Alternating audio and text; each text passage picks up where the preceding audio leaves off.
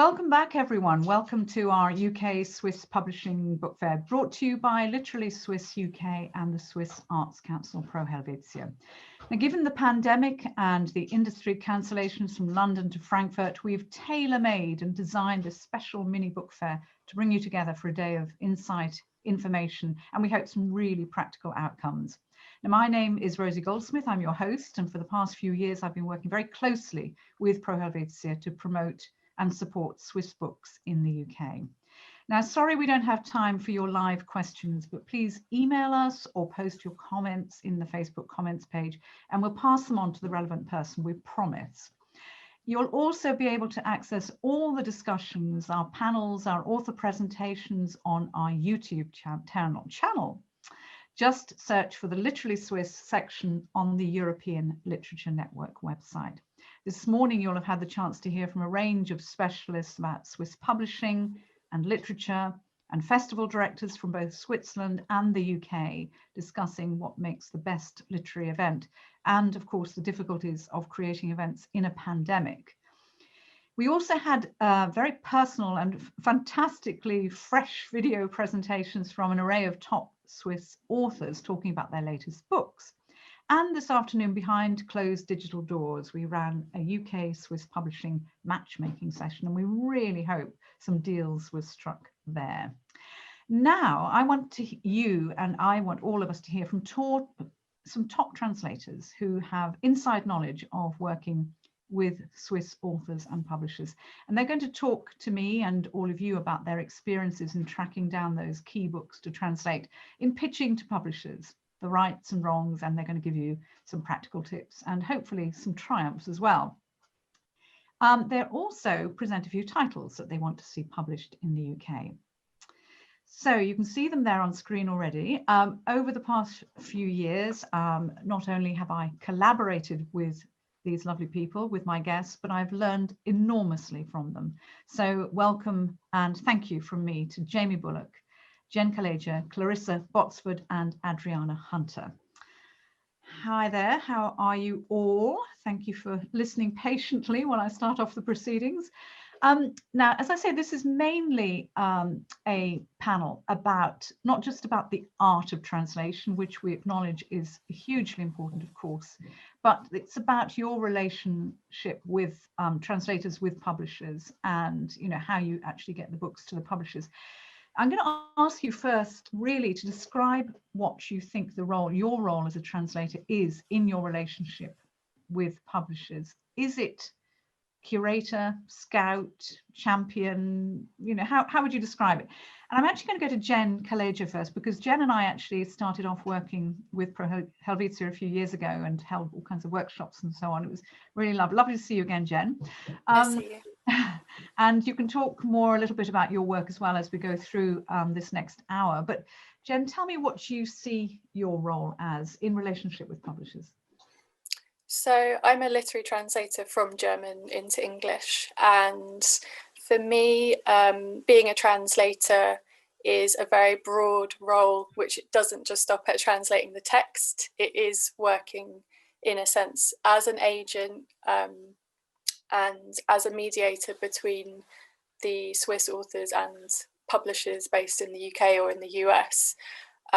So, part of my role is not only translating the literature, but hunting down the authors that I'd like to translate, keeping my ear to the ground to see if authors I'm interested in have been picked up. Also trying to place smaller pieces of work by authors I like in magazines and journals to try and get some interest building in those authors. And as you mentioned, working on 12 Swiss Books, which is the Pro Helvetia magazine, which we both worked on. My capacity there was as a coordinator of translators from all the Swiss languages, matching them up with different writers and getting them to write mini reviews and sample translations. So yeah, that's been my role in Swiss literature so far. And I suppose also the fact that you were working very closely with New Books in German, as Jamie Bullock was as well and is, has been very helpful as well, because of course the German, French, Italian languages particularly, they all cross over into the Swiss languages. Yes, yeah, I was acting editor at NBG New Books in German for 2 years in total, so 4 issues. And part of that role, well, being part of that role is what gave me a better awareness of Swiss and Austrian literature, because I think up to that point, well, when people hear German literature, they think, German literature means literature from Germany, but actually the Austrian Swiss literature scenes are so distinct and the literature is so distinct, and it kind of does a disservice to group them together. But yeah, New Books in German really taught me a lot about staying aware and being open-minded about the different literatures written in German and its dialects. And now 12 Swiss Books has migrated online. As you probably know, it's now called Translate. In other words, Translate Swiss Books or Translate Swiss Books. So I'm sure there should be an exclamation mark at the end. But Jamie Bullock, coming to you as well as the fellow German translator on the panel. How do you see your role as the translator in relation to the publisher? Well, I suppose it depends slightly on at which stage of your career you're in. I think when you're starting out as a translator, you're obviously very green to the whole industry, and you're only working to begin with, one publisher, one text. But as time goes on and you work with a variety of different publishers in the UK, and you start to get to know publishers in Germany and in Switzerland, of course, and in this context, we have to also be aware that when we're talking about Swiss authors, as you mentioned earlier on, Rosie, we're not always talking about Swiss publishers, because many Swiss authors are published by publishers in Germany themselves. So, and of the 2 that I'm going to talk about later on, one is a prominent German publisher. But as time goes on and you do develop relationships with publishers, that's very important, because of course, if you're trying to pitch a title to a UK publisher, there's got to be a certain amount of trust, and they've got to value your judgment as well, because you could just come along and say, this is wonderful, that's wonderful. But unless you have a kind of idea of what you're talking about, and you've sort of been around for a while to be able to judge what may work and what may not, then you might not be taken very seriously. So I think developing relationships with publishers is a very important part of the job. And I think we've all been around a while. I think we can say that. Now, the German language makes up, and German-speaking population in Switzerland makes up 2/3 of the population. So I'm just moving to the French, because it's like 23% of the population is French-speaking. So for no other reason, Clarissa, I'm saving you to the end. Minority. And we haven't got a Romansh translator, but that is actually an interesting point, which I'll come to in a minute. Adriana Hunter, really, really great to see you again. And Adriana and I met, in fact, through working with Pro Helvetia and the BCLT, British Centre for Literary Translation, this summer, which was online, of course. Now, Adriana, tell me how you feel about the relationship generally between you, the translator, and the publisher.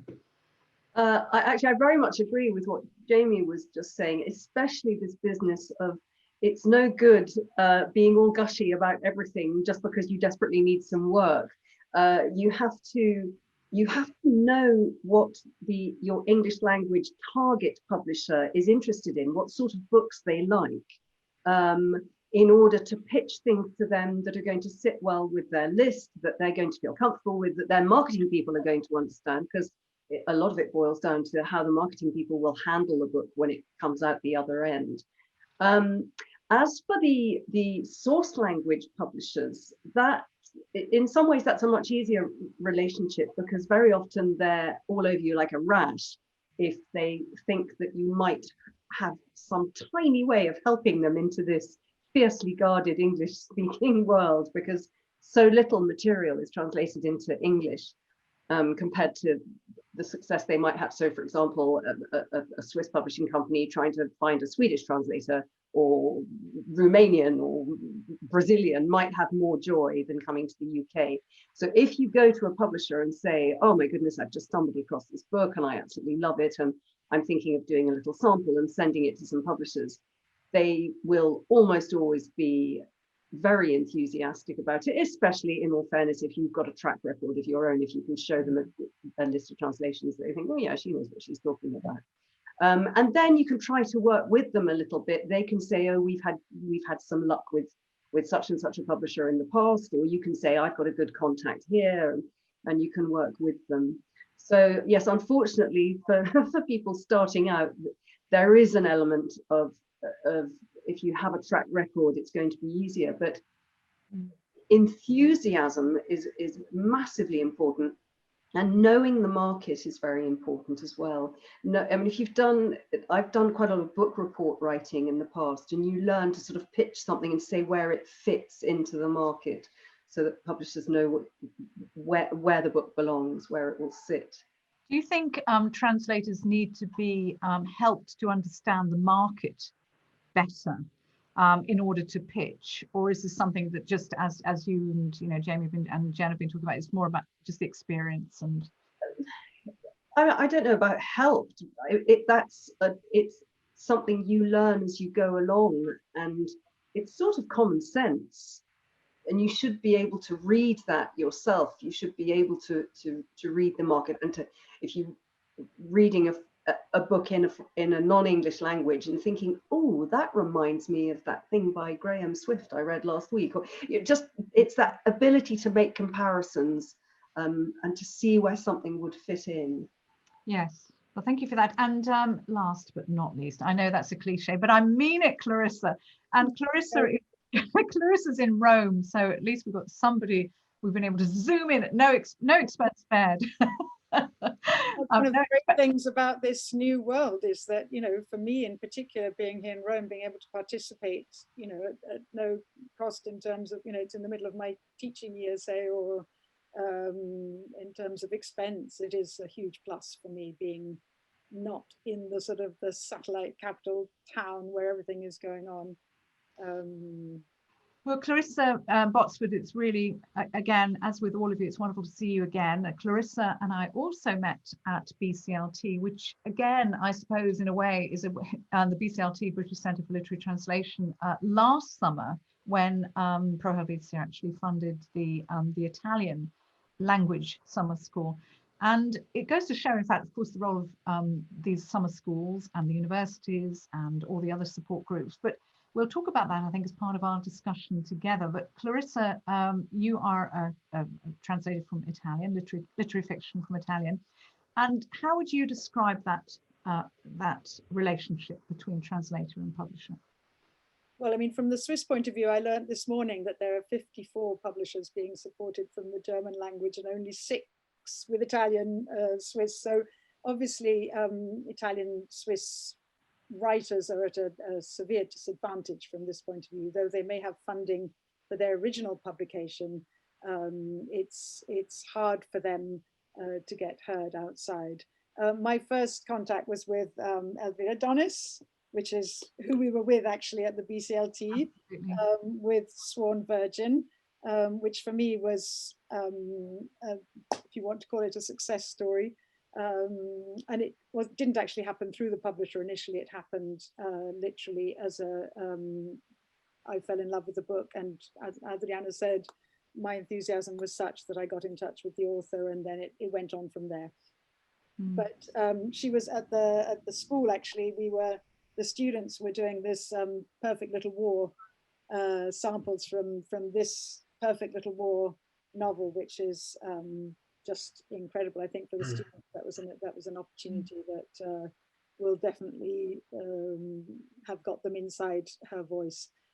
So again, for me, especially living in Rome, I find my contact with publishers is, well, sometimes just writing into a black hole, because there's a sense, that they're just not going to answer you. And if they do, I'm so grateful for the answer. I'm going to say thank you, even if you answered no, thank you for answering.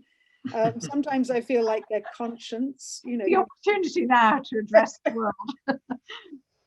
That sort of thorn in their side, really, saying you should be looking at this. It's really important. It's this is something that represents a massive swathe of people or point of view, or it's you sometimes feel like you're a sort of mosquito just some buzzing in their ear. So it's very different, I think, from being in London and being able to, maybe lunch with people, or it's harder to build up. No, none of that. It's harder to build up the relationships. So I think my relationships have been predominantly with the Italian publishers and the authors directly. So the two Swiss authors that I'm going to be looking at later on are both published in Italy, which is usually, from the Swiss-Italian point of view, is considered to be a filter, in the sense that if they're published in Italy, it means that they've already made it. So sometimes, there's also that added sense that if you're published outside Switzerland, you're already on the international scene, and so getting it into English is the next step. I think the rest of you will probably agree that it is quite often how Swiss authors see themselves. They feel if they've made it, if they're published in France or Germany and Italy. I think there's a bit of nodding going on there, but thank you very much for that from all of you. But so let's look in a little bit more detail at some of those things that you've already brought up, and then we will for the last quarter of the panel we'll talk about your individual books that you want to champion as well, and we'll sort of grill you maybe a little bit too, like a real panel. If you're pitching books, why do you really want that? Now, is it easier or is it more difficult if you're working with small independent publishers than if you're working with corporate publishers? Jen, I'll ask you. Well, I'm a huge fan of small independent publishers. I think it's where you can find some of the most enthusiastic, hardworking, but also open editors, I think, because I think especially when you're starting out, talking about that writing into the void, I think if instantly you start pitching to Penguin or a massive publisher, there is a kind of high likelihood, unless you've met that person or you've been introduced, that your email really will go into the void. Whereas I think with smaller independent publishers, you have the plus that they're a lot more, I suppose they've got a bit more time, and they are seeking out more unusual texts. And there's obviously a lot of smaller independent publishers that are focusing just on translated literature, so you also don't have to go through that big pitch of, I know it's translated, or because obviously it costs more money, and not all publishers are interested even in publishing a lot of works in translation. But for instance, in my experience, my first example of translating Swiss literature was translating Michel Steinbeck's My Father Was a Man on Land and a Whale in the Water. So there's the Swiss and the English, which are almost identical. And that my translation came out of DARF, which is a relatively small publisher based in their office is based in the basement of a West London bookshop. And in that case, with that publisher, they'd mainly published Arabic translations, and they were branching out into other languages.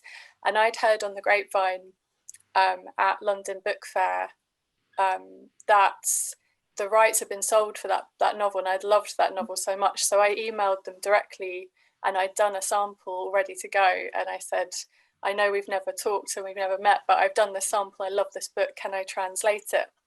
And then I went and met them, and they were so friendly and open, and they said, yeah, absolutely, you can translate it.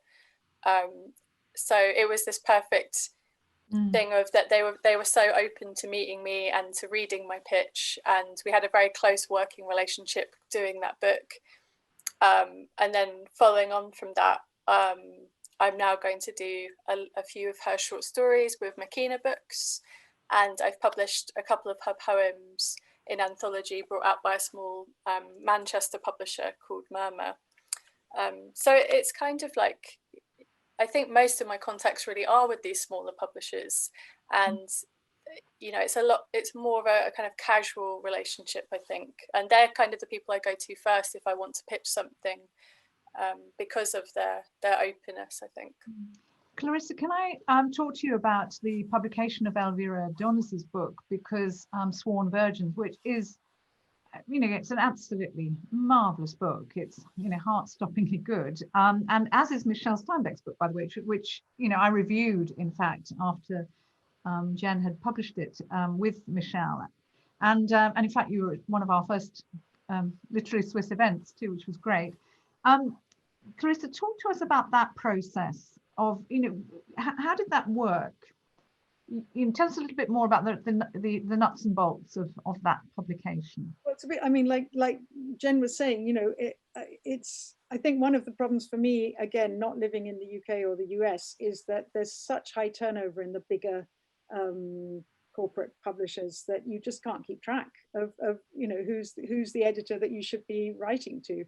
And whereas with a smaller independent house like And Other Stories, of course, there's that sort of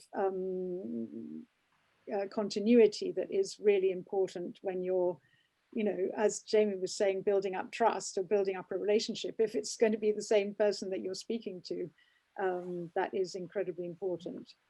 Just to continue what Jen was saying.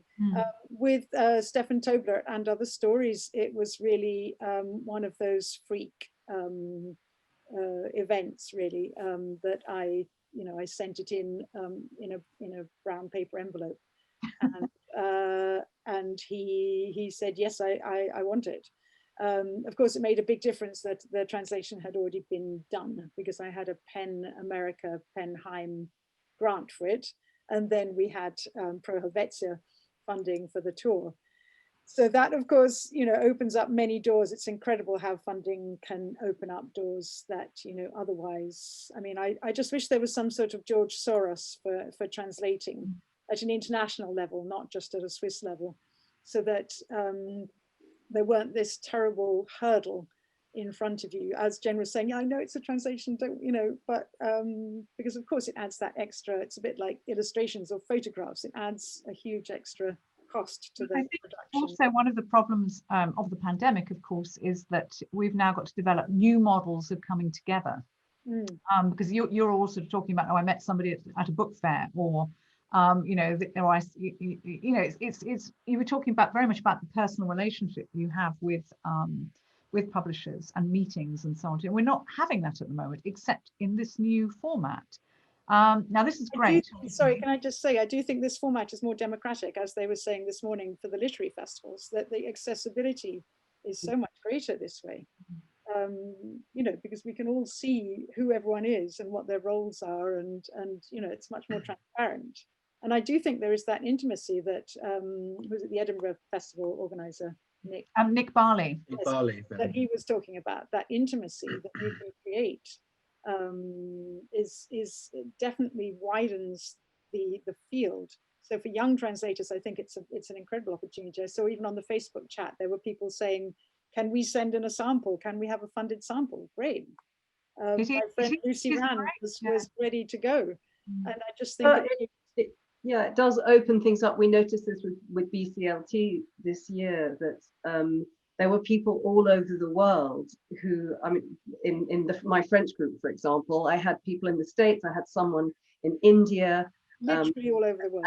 And you could have people with disabilities who wouldn't normally be able to get to something, for whom it was easy, people who had small children and they were able to juggle in order to attend, but they would never have been able to go away for a whole week to Norwich. So this platform does open it up. It's much more democratic. Yeah. Jamie, you and I have been around a long time, and I, you know, and have been to lots of literature festivals and events and so on too, and participated as hosts and you as translator for events too. I keep out of translation. I admire you all so much, even though I can do the languages, I cannot translate. But what do you think this new situation poses as a challenge for, you know, how you as translators, if you like, perform in public? Because your roles are not just about being scouts and championing particular books. You are there as quite often the public face of the author. Often. Sometimes less slightly in the German-speaking world, because of course a lot of the authors are pretty good at English, you know, so in fact if they happen to be good with an audience, They don't need as much help as, let's say, someone from a language, someone who speaks very little English at all. On the other hand, it's actually quite nice to have these events where you have writer and translator together. Often works very well because, as we know, kind of events where you've got more than one person talking, it's generally more interesting to the audience, and it's fun to do, you know. And your role as a translator doesn't stop when you put that full stop at the end of the text, but you're also responsible for the marketing of it in so many ways. And you do what you can on social media, you do what you can in public, you know, when there are events, and either the online events we've had this year or the more traditional ones we've been used to in the past. And it is an important part of the job. And of course, it's lovely to meet the author. It's nice to meet the public. It's nice to sort of feel, because you're so emotionally involved with a book that you've been working on for so long, it's nice to have that sense of completion when you end up having, you know, either the kind of launch event or other events associated with the publication. Do you ever feel, any of you, that the responsibility for your author, the responsibility that you have to take as translators, not just for the author but to the publishers, is too great? Because there you are, you've published the book, you're doing the marketing for it, you're doing the social media for it, and then maybe it's not a success. I mean, how do you feel, Jamie? Can I just say, I come back again, I always feel with my work that it's a privilege to do what I'm doing. My father's an actor, and he always told me when I was younger, he said, I'm not owed a living. You know, if I work, it's great. If I don't work, I could be doing something else. And he did actually have to do lots of other things when he wasn't in work. So I feel I really enjoy the work that I do. And I've been very lucky to be in sort of permanent work for the last few years. And actually, as I was mentioning, being involved in the marketing of the book afterwards and sort of associated events is, for me, it's all part and parcel of the job. I would say sort of cultural diplomat. Adriana.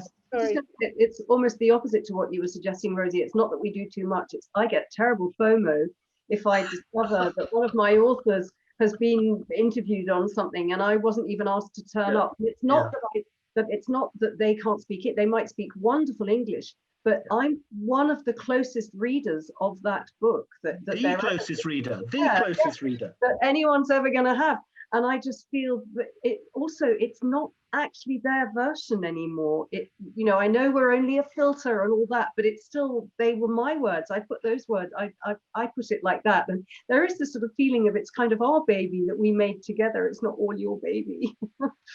So, Clarissa. I was just saying, I love that sort of what Jamie was saying as well, and Adriana, that the sort of the parallel reading is always something which is fascinating, I think, for people watching, because, you know, you can hear the new words, and then even if you don't understand the language, you can hear the author's voice. And that's an incredibly important part that I think everybody should encourage, to recognize the translator and to recognize that what Adriana said. I mean, keeping it strictly to publishing now and so on, because, you know, of course, you're amongst your own here. We really do appreciate translators, and we know what you do. But do you think that publishers are much better now? I mean, you've all trained them and spoken publicly so much about, you know, where the publishers, the translators should be placed on the cover of the book and so on and so forth. Do you think publishers have accepted this now? Jen? I think it really depends. I think it's really interesting that it can really vary from publisher to publisher, and I think it depends on their experience of publishing translations. But, you know, just last week, in terms of crediting, for instance, so I had one publisher who, before I'd even asked, they said, of course, we're going to put your name on the cover. And I was like, oh my God, that's amazing. I've been on the cover, I think, twice maybe. And then I asked another publisher, I just wanted to know whether you put names on covers, and their response was, no, why? So I think it really just it varies very, very differently. And I think just hopping onto the previous conversation about doing the additional things around translation, I think that also is a kind of it depends, because there's actually a really interesting event that happened a few weeks ago called I think it was called Is That My Job?, which the Society of Authors put on for translators, which featured different translators talking about all these additional translation adjacent roles. And I think the most important thing about them is that it should be a dialogue. So there shouldn't be an assumption that you won't or that you will, that you're kind of talked about in terms of your availability, what you will get paid for, what you won't get paid for. I think in some recent contracts for translations, it says that, you know, I'll take part in at least 2 events as part of, say, like the bringing out of the book. So which I think shows that what we're talking about some publishers realize we are an asset for events, and we are assets to talk about translation and to talk about the books. So yes. Yeah, indeed. And I think that what I've noticed in this period of the pandemic as well, that all the fees and the payments to all of us involved in this field of international literature have got to be revised and taken into account, because the numbers of people who've said to me, or I've heard other stories of saying, you know, it's only online, so why would you need to be paid? And I mean, it's true. And so I think there's a shift now to people realizing you have to be as professional online in this format as you would at any other point. So, I mean, obviously from what you're telling me as well, new ways of communicating have to be developed, and they're going to have to be partly online. I mean, hopefully we'll be back, you know, in touch with everybody as well soon enough. But what can we do in order to further that? I mean, one of the things, as you know, that I've done with Pro Helvetia is to create a database of translators, you know, go-to translators. And I think this is probably for some publishers an issue, that who do they, when we've held publishers meetings, they've said, we don't know who to ask to do a sample or to do the translation. Now, you've all got established relationships with several authors, but does anybody want to talk about that too, about what we could actually in very practical terms suggest would make a difference to help translators in their role in their relationship with publishers? Do you like the idea of a database? Do you think that's a helpful thing, Jen? Yeah, I think that having things like databases is one thing that can really help. I think often editors are looking for quick ways of finding people. I think the difficult thing often is, you know, editors will be emailing around trying to find someone to do, say, a sample, and people are too busy, and then you get in these kind of email chains where you recommend someone, they're busy, and you recommend someone. So I think it can be good for them to have a larger resource. I think from my personal experience, because I mentor emerging translators, I also let editors know that I'm doing that, and I let them know the mentees that I work with who I'd recommend. And there's some editors, for instance, Federico Andonini at Weidenfelder Nicholson, and he regularly checks in with me and says, have you got a mentee that you'd recommend that I can give samples to? And I think if we're more established in our careers, I think it can be really good to find people you'd like to recommend if you can't do certain jobs, to start out with, like reader reports and things like that. I've always done that. I've always had a list of people who I've worked with recently, who I've taught or who I've mentored. And, you know, there are some people who obviously won't kind of make the grade, but there are always 1 or 2 really talented people. And then if a job comes along and I'm too busy, or for some reason, like, you know, I can't take it, I will always recommend one of these people, these sort of up and coming people in whom I have faith. And who need the work, you know, for who it could be a springboard, you know, that's the other important point, isn't it? I mean, that's where you're all very generous, I think, in seeing, you know, the you know, who comes after you as well. Yeah, too. I should add as well that Jamie sent me work early in my career. I just remembered that now. Thanks, Jamie. I hope you enjoyed it. I hope it wasn't too taxing. I think also, I was just going to say that maybe, you know, more events of this kind would be extremely useful. You know, maybe language specific, not necessarily nationality specific, but language specific, and you know, invite in a few of these you know, mentees or people who are just beginning, and you know, to get them to talk about a book, because I think you can also see you know, the way they work and the way they think about things. And for publishers, it would be an opportunity to really widen their reference points. Well, I think that's a very good practical note to introduce into this, because we also have a mentee working with us at the moment called Rosie Aaron. She's translating from French and Spanish, and she's working directly with us on the Swiss Publishing Day and some of our Swiss work. And I know that that's something she'd like to follow up with you, Clarissa, and maybe with the rest of you as well. We don't want to sort of make a few of you feel completely overburdened with the responsibility of doing this, but I think actually, as you were saying, Clarissa, this is a very democratic way of working virtually like this. There are many more people, and you know, the fact that I know each of you quite well, and you know, several other translators, means that it doesn't mean that there are not other translators out there who I'm sure would be very happy to be part of this.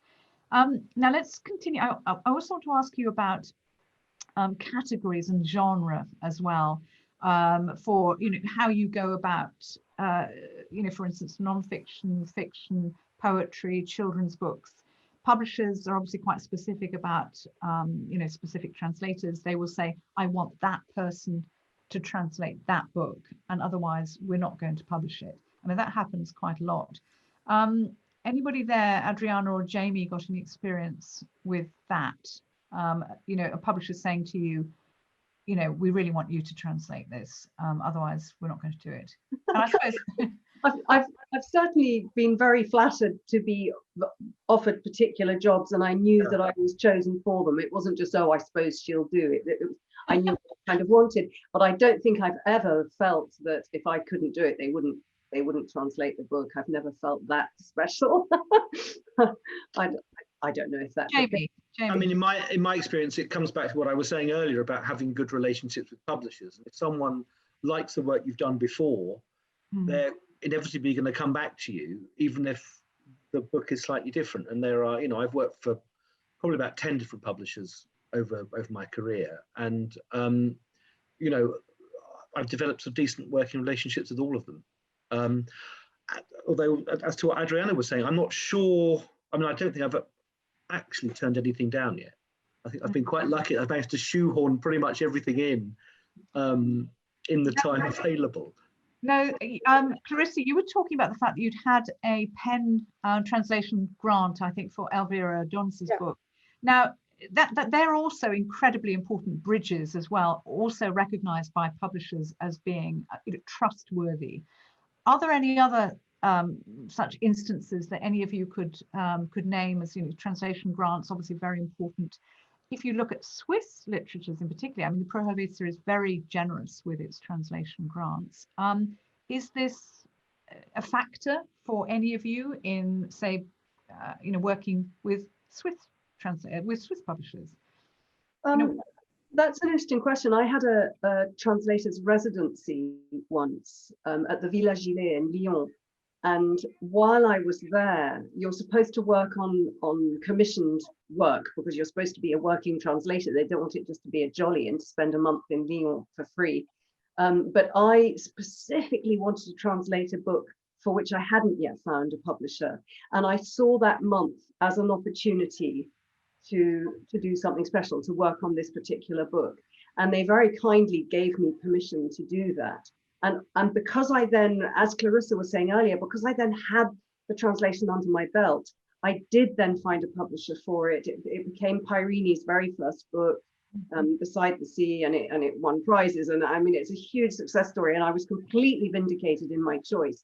And that's something that if residencies or grants or something were offered, obviously there'd have to be a vetting process, but to translators who are doing something speculatively, if there's some kind of way of judging whether or not they're actually up to the job, and their sheer passion for wanting to do it, even if there isn't a contract in place, the material is then available, and it might just be an easier way to find a publisher.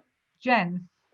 Yeah, there's one residency. I mean, I wish there were more like that, definitely, because often the residencies are based on contracts. But I'm actually just applying for a residency now, which is Cove Park in Scotland, where you don't need a contract. So I'm probably putting kind of my foot in it, because now 150 million people are going to apply for it. But it's a very special looking residency. I've never been, but yeah, you don't need a contract. So I'm applying, like you say, to be able to translate a collection of poetry, which poetry translation itself is very difficult to find a publisher for, and I just think that would be my opportunity to work on it and do the full manuscript, and not necessarily be paid for it, but you get a kind of stipend being on that residency. So yeah, those kinds of opportunities are quite rare, but so necessary, I think. I think you're right. People will be rushing for that one, but but it is a good point. But there's a chicken and egg situation, isn't there, in this relationship with the publisher and the translator? Publishers may easily say as well, how can you possibly know the market as well as they do? However passionate you are about the individual books that you've read, how can you possibly know? Now, there have been some books I know that I've heard about over the last few years where they just haven't worked. However passionate you as individuals have been about these books, why do you think that is? Is it a problem with the publisher? Is it a problem with you? Do you feel wrong do you feel in a way guilty that you? I mean, there's so many factors involved.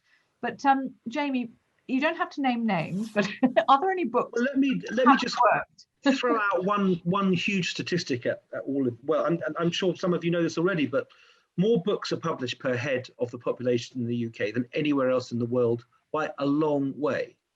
I think the latest figure, and this is for a few years ago, was something like 184,000 books in 1 year.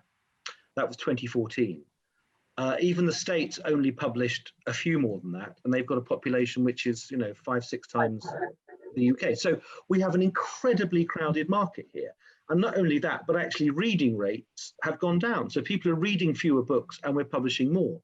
It's very difficult to get people to buy books. And I mean, one classic example, if I may just, I feel like Father Christmas here because I've got the books I was going to bring out, but this, I'm not naming names for name's sake, but here we go. Here's a very well-known Swiss author who's an absolute massive bestseller in the German-speaking world, Martin Zuter. He's written probably about a dozen novels.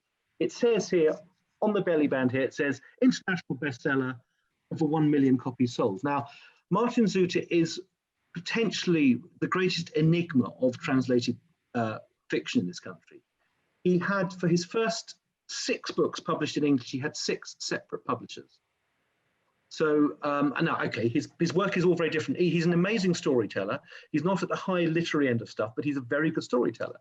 He's had 4 different translators. I've actually done three books by him, all for different publishers. And somehow what works in the German-speaking world doesn't seem to work here. And I'd be reluctant to blame publishers here. I'd be reluctant to blame marketing departments because, again, I'm saying, as I was saying, at the commercial end of fiction, it is a very crowded market and it's very difficult for writers who may be very successful in their own countries to make a name for themselves here. Once they have, then that may be very different for book 2 or book 3. But to begin with, it's a really tricky process. Anybody else want to comment on that? I just wanted to say, sorry, that this morning, they were saying how hard it was even within Switzerland because of the cultural and mental barriers between, to cross over between one department and another. So, it's not surprising that it's difficult then to transplant something into the sort of UK publishing market and to find the niche, which is precisely the one that is the right one for that author that you are. Do you think, Adriana and Jen, that the UK publishing market is too geared to popular fiction and less to literary fiction, or is it the other way around? Because I don't know. I don't know if it's fair to generalize. What the point I was going to make is that, you know, as Jamie was saying, there's this colossal output. But if you are, if I'm pitching a book to one particular commissioning editor at one particular publishing company, and they might have really quite a small list available for the year that we're looking at, and they may be thinking of a particular type of book. They may be geared towards the environment or Black Lives Matter or some topical issue. And I come trotting along with a First World War love story, and they just go, well, no. And it just because it might have looked as if it was something they would have been interested in the books they're publishing this year, it doesn't necessarily mean it sits with the list that they're imagining for 2 years' time. So I think we're possibly being a little bit unfair. I mean, they do feel like really savage gatekeepers sometimes, but there must be reasons, there must be a method to the madness. And we can't always just say, oh, these publishers are so horrible, they never even looked at it. They may have had a reason for not looking at it. They may have just read the synopsis and just thought, that's never going to work with what we're doing that year. It's just never going to work. However fabulous the original material is, however engaging the sample translation is. And Jen, so far in advance is really difficult as well. True. Now, Jen, you know the Swiss publishing market very well indeed, probably better than many other translators. Do you think there's something specific about the Swiss publishing market? Obviously, it's a very different one because of all the different languages and the geographical differences and so on. Oh, I don't know if I'm the right person to answer this. I think, I think the thing to remember is, that the publishing scene is so different in every country, and again, it's really hard to generalize. I think again, the key thing, going back to the previous discussion, is this idea of how many factors there really are, and I think part of that is also Swiss publishers or German publishers or Austrian publishers also having an idea of where they want their books to land in translation. And I think, again, I've put forward maybe publishers that they've not think would be suitable for books. So it's also a two-way thing. It's not only sometimes whether the book will find a home in the UK, but whether also the other publisher thinks that it's a good match. And there's just so many factors. Again, as Adriana was saying, you could have an amazing book, but if the publisher, again, already has their list planned, is looking for a specific theme, the timeline is too long. Sometimes, in case of marketing, if you can't say sometimes who the author reminds you of an English author, that's the question that comes up all the time. Oh, is this actually the Swiss Elena Ferrante and all this kind of stuff? That can be so difficult, and it can be so difficult to reduce a book to a few keywords or a few comparisons, and very interesting. That's very tricky. And a point related to what both of you have said is just how time sensitive some novels are, whereas some aren't. So some, and it's going to be time to translate, then maybe a year before it comes out in English. And by the time it has, we've moved on. The subjects change and the discussions change. So that's another factor. Recognizing the zeitgeist, isn't it? And really, really using that very wisely, I think. Yeah. Let's talk very specifically about some of the Swiss books that you've brought and that you're going to tell us about. Clarissa, now you're going to pitch to us. We're going to be your panel, and we're going to. I thought we'd run out of time. No. I've made time. So we've got about 12 minutes left. So that's about three. That's 3 each. So there you are, Clarissa. 3 minutes each. Yeah. 3 minutes each. Yes. Okay. Well, I mean, again, listening this morning, obviously, the Italian-Swiss market. I've got my Swiss bell here to ring if you go over. Swiss bell. It seems to be very much focused on the geography, the mountains, this looming presence of the mountains. Fabiandina this morning was talking about so I think I'm going to talk about Fabiano Alborghetti's Miser. Miser the Corn Man, I've now called it, because apparently Miser was an insult for the sharecroppers who moved immigrant Italians who moved to Canton Ticino to till the land, and corn man was the insult. And listening to Anna Stern this morning saying, you know, I don't like the human tendency to categorize. And, you know, if you want to watch reality TV, then, you know, don't think that literature is going to be easy. Fabiana Borghetti has written a novel in verse, so a challenge for readers and for translators, but it really is a novel. It tells a story, it's compelling, it's heart-wrenching. The descriptions are absolutely beautiful. You can smell the sweat, you can see the blood, you can hear the geography.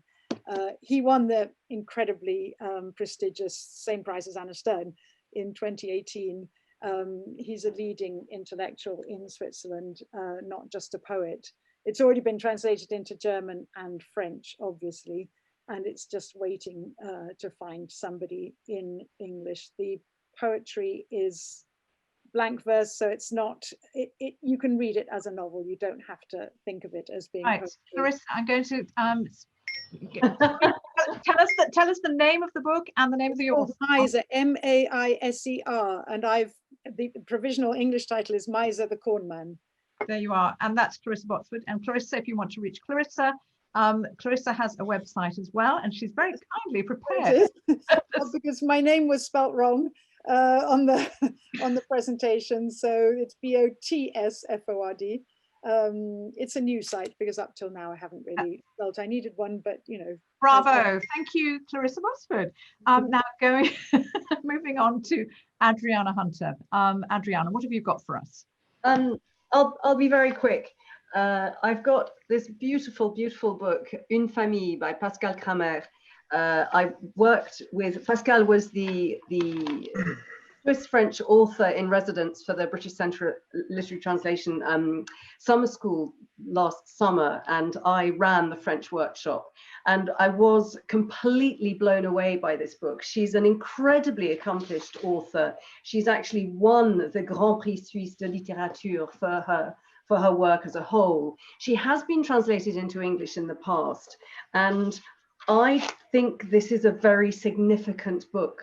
It's about a family, as the title suggests, and that's a story that's never going to go out of fashion. But more importantly, it's also about addiction and about the effect that addiction can have on a family and on how the relationships within the family are affected by it. I've sent this around to a lot of publishers, and I'm going to be absolutely honest, I'm not having a lot of joy, but I haven't given up yet. And I'm quite a determined person, but I said I'd be very quick, but I have also got one other thing to say. I really enjoyed listening to the author's presentations this morning, and I was especially taken with, and I've already got in touch with Eva and asked for a copy of Anne-Sophie Subilia's Neige Intérieure. So that will be my next big project to plug. I think you'd like it, and I don't even get to ring my bell. Oh, I have to. Thank you, Adriana, so much. And yes, indeed, if you want to see an interview that I did actually connected with Une Famille and Pascal Kramer and BCLT, I interviewed both Adriana and Pascal Kramer, and those interviews are in the riveting interviews series that we have on our website. I'm going to Jamie now. Jamie, your turn. What have you got? I'm going to be very quick because I've got two, you see. I've got one quite literary one and then one more commercial one. Starting off with this novella, Die Nachkommende, by Ivna Zitz. And it's a really lovely story of a second-generation Croatian immigrant into Switzerland who's traveling from Paris to the island in Croatia where her grandparents live. And on the train, she's sort of thinking about her life. She's had a relationship with a Frenchman in Paris, which is sort of broken up or breaking up. And within her, in the carriage with her, is the kind of ghost of her grandfather. She's sort of conversing with her grandfather. And the whole book is about the sense of belonging or not belonging. What's your identity? And, you know, this is quite a common sort of experience, of course, for second generation immigrants, of feeling you don't belong in either. But really beautifully written, and debut novelist. And if this isn't the one that makes it, I'm sure she's got a really fantastic future as a writer. Second one, a book I've been boring people about for about a year. This is Linus Reichlin, Keith's Probleme im Jenseits. This is the last book that made me laugh out loud in public when I was reading it on a train. It's probably of Keith dying, but he can't die, so he keeps on coming back to life. And it involves the main protagonist is a teacher of physics who happens to be a specialist in the theory of probability, and it's about how he gets to travel to the Caribbean to try and work out what to do, because he's got a mate who happens to be Keith Richards' private physician, who calls him over and says, what are we going to do about this guy who just doesn't seem to be able to die? You know, because we've had the funeral, but he keeps on popping up again. Anyway, it's a really very, very funny book. And I like the way it sort of plays with popular science. And it just made me laugh more than any book I had for ages. Bye-bye. Very good time. Oh, fantastic, Jamie. I love those books too. I love all the books you're talking about. And Jen, what have you got for us finally? So I have brought to the table Ulrike Ulrich's Während wir feiern. So Ulrike Ulrich is actually a friend of mine. I met her through doing European Poetry Night, which is a curated event by S.J. Fowler. So we were put together and we had to write a poem together, and that's how we met a few years ago. And she invited me to Zurich for a residency as part of her writing collective Index. And it was kind of the best way of meeting authors that I then would love to translate. And it's a place where I met other writers whose work I went on to translate. And this is a book I would love to translate. It's a contemporary Swiss version of Mrs. Dalloway. So it's inspired by Mrs. Dalloway, Virginia Woolf's book. And it's about a German singer called Alexa, who is in the process of getting their Swiss citizenship. And it's exploring the kind of Swiss national kind of celebration day, while Alexa is planning her annual party. So friends come over to her house to help her organize it. She is thinking about her past relationships and her past identity as a German getting Swiss citizenship, which is the same thing that Ulrike has done. So Ulrike was born in Germany and she's been in Zurich for 15 years. And it's looking at things like national identity. It's also thinking about all the different people that call Zurich their home, including refugees and the different people that make up Alexa's life in Zurich. So it's a really funny book, a book about love and hope and nostalgia and things like that. So yeah. Thank you very, very much. That all wonderful books indeed. Now I'm just going very, very, very finally, I'm going to ask each of you to give everyone a tip, because Clarissa, or tip or suggestion of how we can move forward.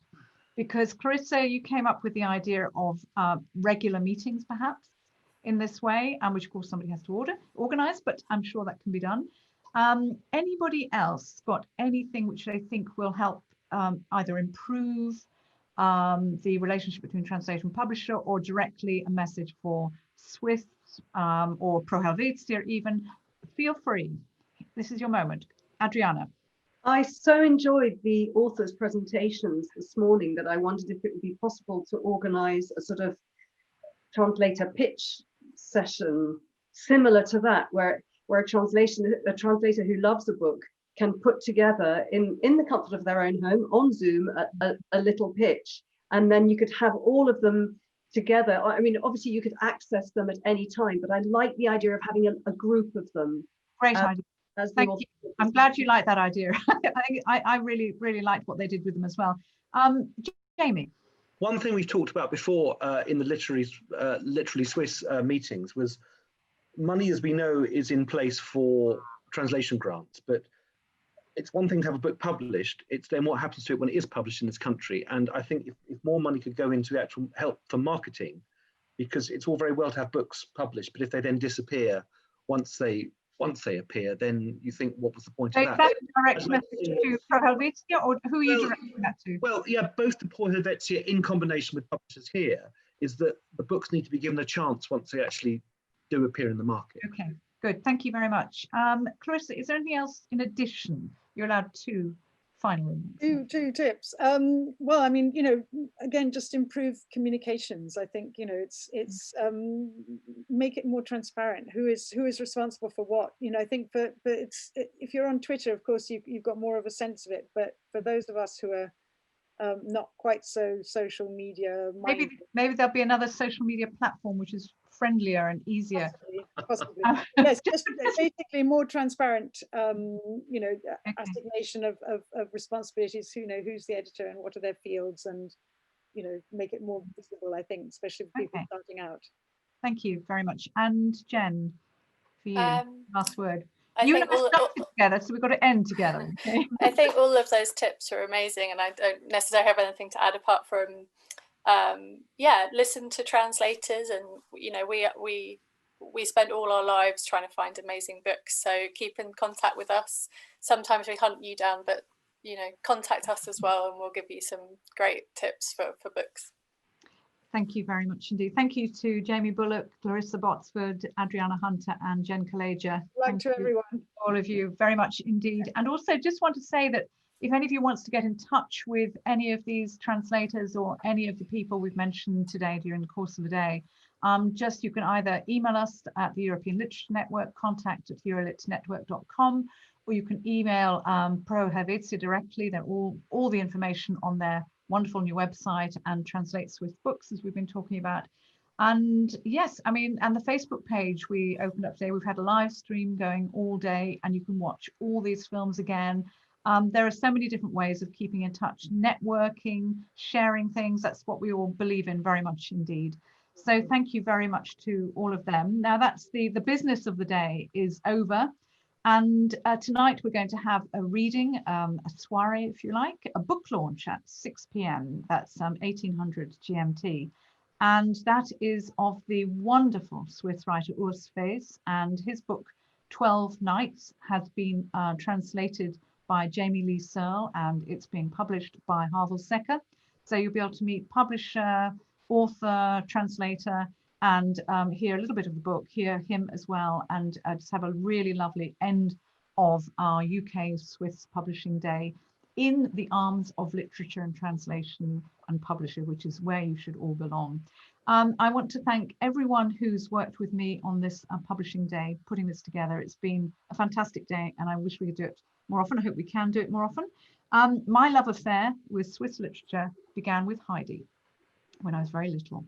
My love affair with Swiss literature will continue. It's been a fantastic few years working with Pro Helvetia. Thank you also to Niki Manda, to Anna Blazak, to Emma House, to Mihai Andrei, who's been filming everything today, and to our Swiss mentee, who will carry on the tradition, I hope. She's called Rosie Eyre. And a big thank you to Eva Stensrud at Pro Helvetia and Jennifer Bigelow, who've worked with us all along. We've really loved having you, and Aurelia and everybody in the Pro Helvetia office. Ciao, arrivederci, auf Wiedersehen. Merci beaucoup, and thank you, everyone. Thank you to you, Rosie. Bye. Yeah, thank you, Rosie. Bye-bye.